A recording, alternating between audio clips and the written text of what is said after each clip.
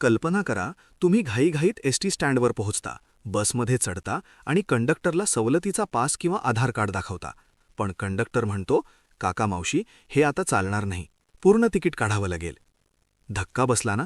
पण हे खरं ठरू शकतं. जर तुम्ही विद्यार्थी असाल, महिला असाल, ज्येष्ठ नागरिक असाल किंवा एसटीच्या कोणत्याही सवलतीचा फायदा घेत असाल, तर हा व्हिडिओ तुमच्या आयुष्यातले पुढचे 5 मिनिटं वाचवू शकतो आणि खिशातले पैसेही. कारण 1 एप्रिल 2026 पासून एसटी प्रवासाचा गेम बदलणार आहे. नक्की काय आहे हा नियम? चला सोप्या भाषेत समजून घेऊया.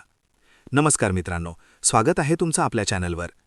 आज आपण अशा एका विषयावर बोलतोय जो थेट तुमच्या आणि माझ्या खिशाशी जोडलेला आहे.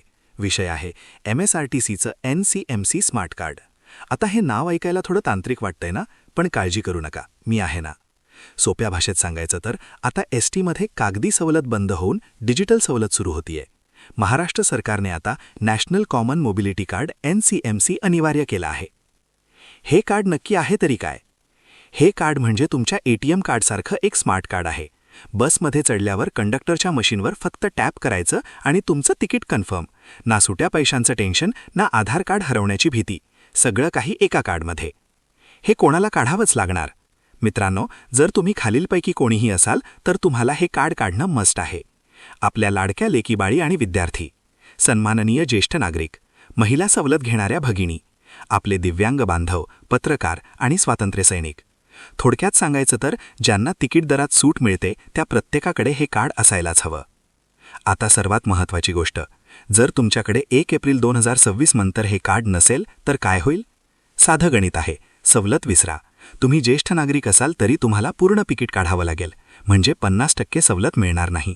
त्यामुळे ही चूक महागात पडू शकते मित्रांनो. आता तुम्ही म्हणाल, दादा कार्ड काढायचं कसं? तर प्रक्रिया एकदम सोपी आहे. तुमच्या जवळच्या एसटी डेपोमध्ये जा, तुमचा आधार कार्ड आणि जे काही सवलतीचं प्रमाणपत्र असेल ते सोबत न्या. तिथे एक छोटा फॉर्म भरा, फोटो द्या आणि फी भरा. कार्डसाठी साधारण 199 रुपये शुल्क आहे आणि त्यात तुम्हाला किमान 100 रुपयांचा रिचार्ज ठेवावा लागेल. जर तुमच्याकडे जुनं स्मार्ट कार्ड असेल तर ते सोबत न्या, कदाचित शुल्क कमी लागेल. सरकार हे का करतंय? कारण सोपं आहे, भ्रष्टाचाराला आळा घालणं आणि सगळा व्यवहार पारदर्शक करणं. जरी 199 रुपये आज जास्त वाटत असले तरी एकदा कार्ड काढलं की पुढची अनेक वर्ष तुम्हाला कोणत्याही कटकटीशिवाय प्रवास करता येईल. तर मित्रांनो, वेळ वाया घालू नका.